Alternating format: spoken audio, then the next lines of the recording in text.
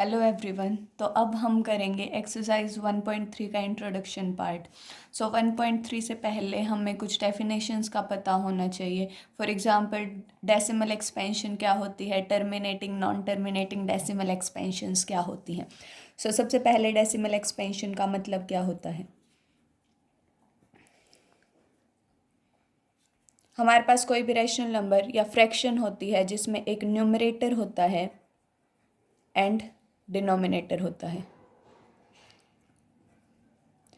जब हम इस न्यूमरेटर को डिनोमिनेटर से डिवाइड करते हैं, जो हमारे पास कोशेंट आता है उसको हम बोलते हैं डेसिमल एक्सपेंशन।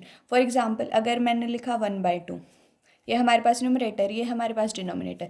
जब मैं इस 1 को इस 2 से डिवाइड करूँगी तो मेरे पास आंसर आएगा 0.5। तो 1/2 को अगर मैं डेसिमल फॉर्म में रिप्रेजेंट करूं तो मैं इसको लिख सकती हूँ 0.5। तो 1/2 का डेसिमल एक्सपेंशन हमारे पास बनेगा 0.5। अब डेसिमल एक्सपेंशन कितने टाइप्स की होती है और उसी के बेसिस पे हम रैशनल और इरेशनल नंबर को कैसे लिखते हैं हम वो देखेंगे। First of all we will study terminating decimal expansion.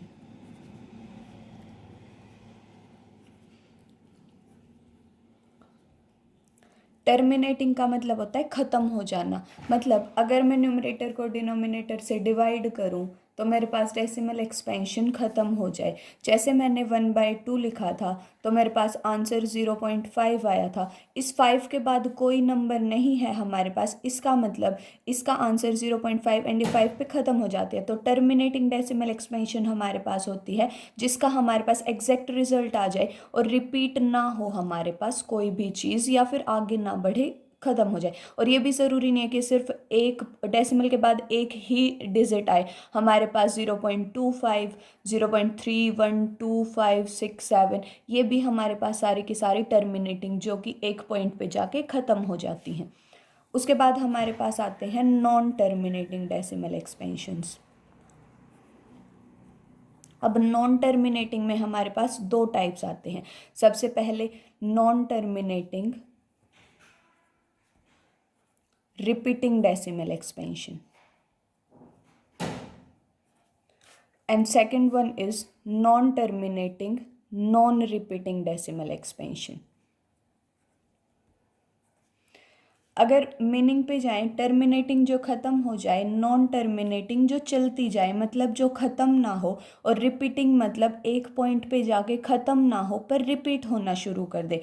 For example अगर मैं लिखूँ 0.23 23 23 23 और ये ऐसे चलती जाए तो मेरे पास ये ख़त्म भी नहीं हो रही और ये मेरे पास रिपीट होना शुरू हो जाएगी। 23 के बाद 23 देन 23, 0.666 मैंने ऐसे लिखा तो ये भी मेरे पास क्या है, ये नॉन टर्मिनेटिंग है, मतलब ख़त्म भी नहीं और ये मेरे पास रिपीट होना भी शुरू हो जाती है। इसको हम बोलते हैं non terminating repeating decimal expansion.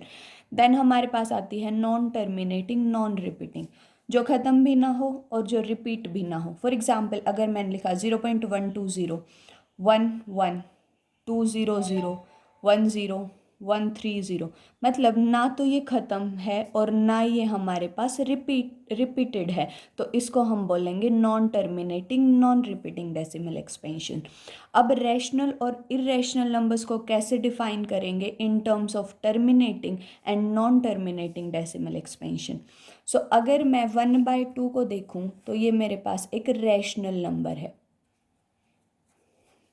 जितने भी रैशनल नंबर होंगे उनकी डेसिमल एक्सपेंशन या तो टर्मिनेटिंग बनेगी, और अगर वो नॉन टर्मिनेटिंग है तो वो रिपीट होना शुरू हो जाएगी।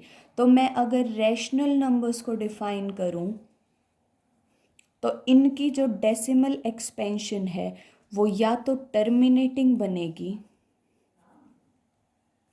और अगर ये नॉन टर्मिनेटिंग है तो ये रिपीटिंग बनेगी। तो अगर आपको डेसिमल एक्सपेंशन दे रखी है और आपसे पूछे ये रैशनल नंबर है या इरेशनल नंबर है, तो आप देखो क्या वो डेसिमल एक्सपेंशन टर्मिनेटिंग है। फॉर एग्जांपल अगर मैंने 0.25 लिखा, ये ख़त्म हो जाती है, तो ये क्या है, रैशनल नंबर। अगर मैंने लिखा 0.677777 और ऐसे चलता जाए, ये ख़त्म नहीं हो रही बट ये रिपीट होना शुरू हो गई 7 के बाद, तो ये भी क्या है हमारे पास, रैशनल नंबर। देन अगर हम इरेशनल नंबर की बात करें, अगर आपको कोई भी डेसिमल एक्सपेंशन दे दी और वो नॉन टर्मिनेटिंग है और उसके साथ साथ नॉन रिपीटिंग भी है, मतलब ना तो वो टर्मिनेटेड है और ना वो रिपीटेड है, तो हम उसको बोल लेंगे इरेशनल नंबर।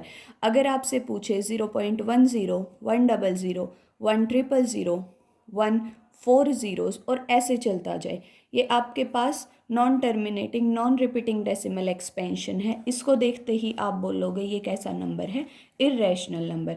1.3 से पहले आपको ये पता होना चाहिए डेसिमल एक्सपेंशन का मतलब, terminating and non terminating decimal expansions का मतलब। उसके बाद आप उस एक्सरसाइज को बहुत इजीली कर सकते हो। सो अगर आपको मेरा काम पसंद आए, so please like share and subscribe my channel. Thank you so much.